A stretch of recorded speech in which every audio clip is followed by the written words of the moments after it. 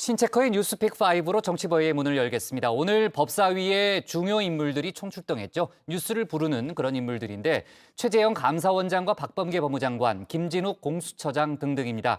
법사위에서 나온 이야기를 신체커가 정리했고요. 또 쿠팡 물류센터 화재, 그리고 유럽 순방을 마치고 돌아온 문 대통령 소식도 있습니다. 신체커 시작하죠. 뉴스도 골라보는 재미가 있다. 맞춤형 뉴스 큐레이션 신혜원의 뉴스픽5 바로 시작해 보겠습니다. 자, 오늘의 픽들 보겠습니다.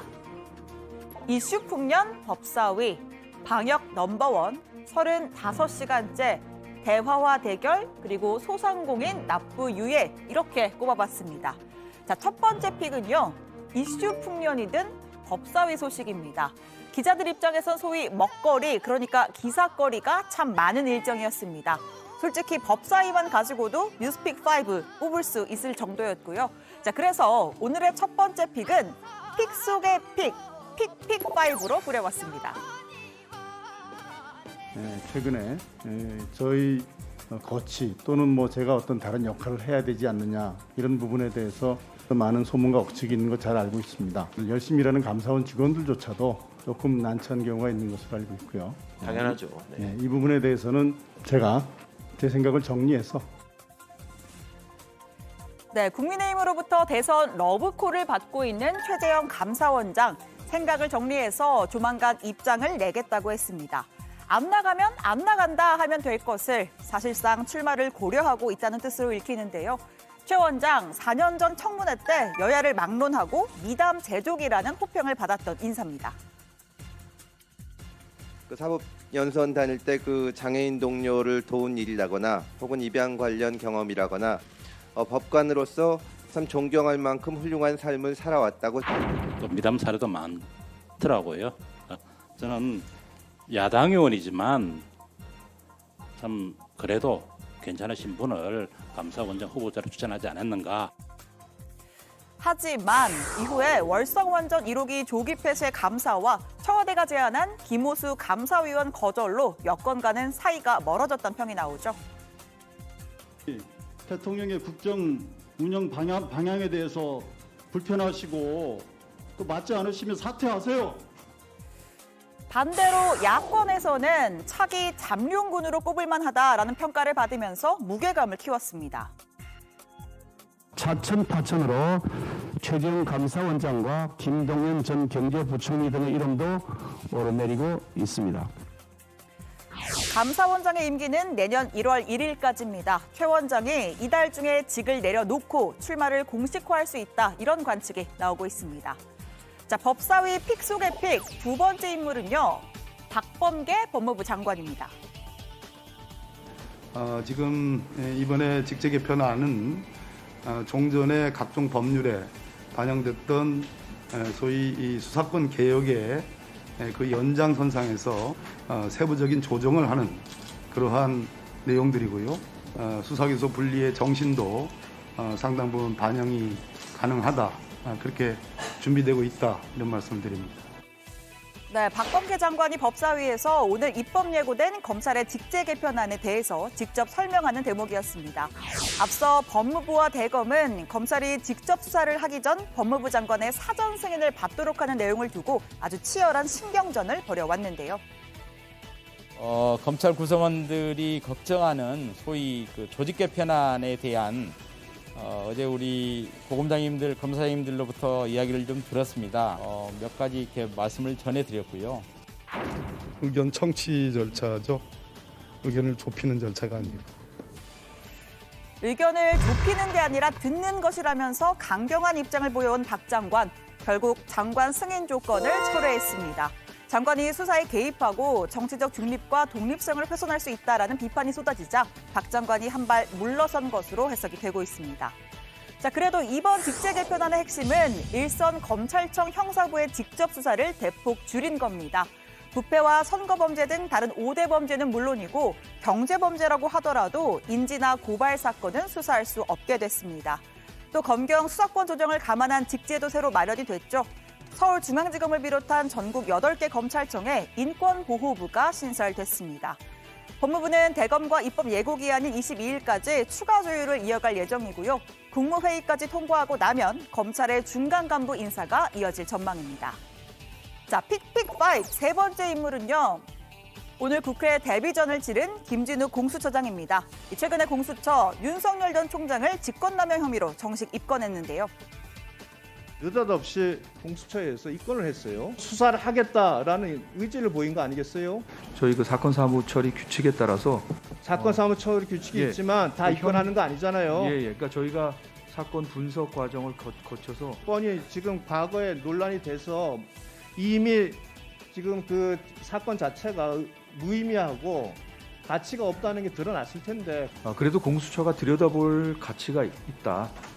그런 사건들은 저희가 또 볼 필요가 있지 않나 생각합니다.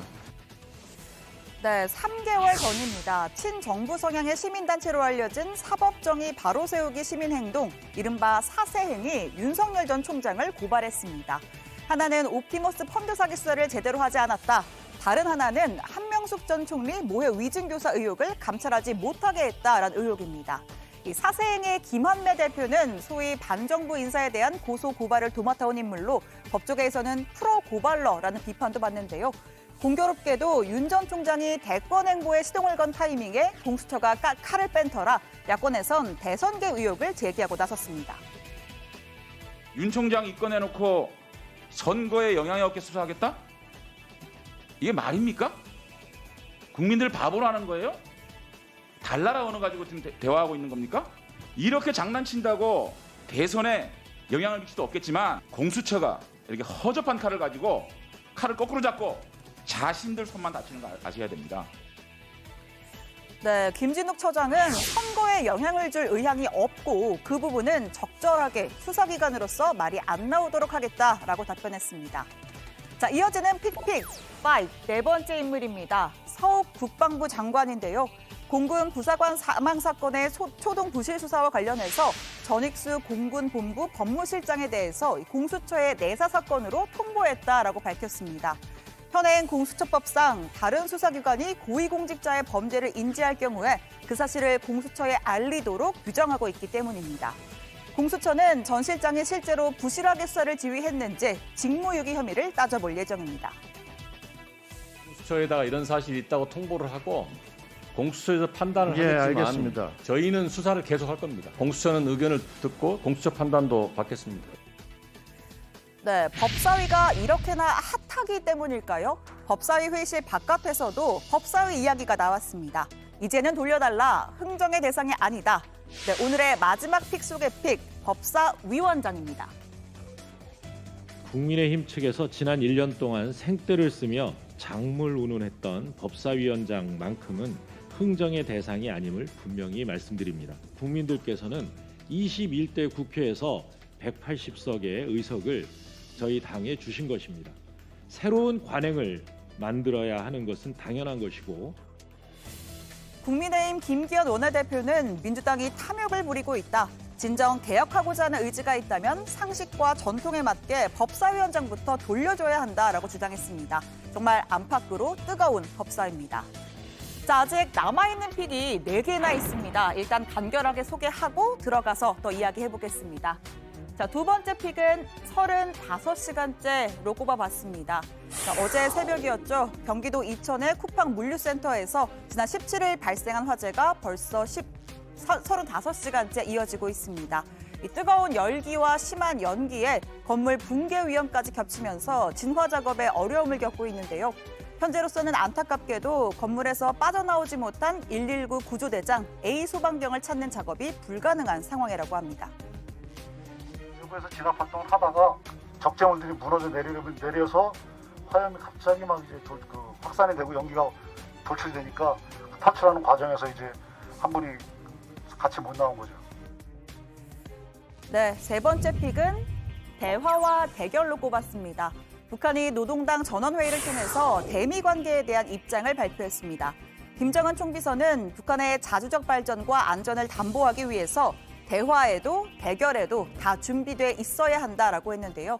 특히 대결에 더욱 빈틈이 없이 준비돼 있어야 한다라고 했습니다. 미국의 압력에 굴하지 않을 것임을 강조한 것으로 보입니다. 다만 한반도 정세를 안정적으로 관리해 나간다라는 표현을 통해서 도발보다는 국제 정세를 살피며 대응 방향을 모색하겠다라는 뜻으로 보입니다. 자, 네 번째 픽으로 보겠습니다. 방역 넘버원인데요. 문재인 대통령이 오늘 G7 정상회의와 유럽 순방 일정을 마치고 귀국했습니다. 새로 공개된 G7 정상회의에 한 사진이 있습니다. 영국의 존슨 총리와 바이든 미국 대통령이 문 대통령을 동시에 가리키고 있는데요. 박수현 청와대 국민소통수석에 따르면 바이든 대통령이 문 대통령이 왔으니까 G7도 잘 될 것이다 이렇게 덕담을 하자 영국 존슨 총리 한국은 단연 세계 최고의 방역 모범국, 방역 1등이라고 말하면서 문 대통령을 지목했다고 합니다. 자, 마지막 픽도 보겠습니다. 소상공인 납부 유예인데요.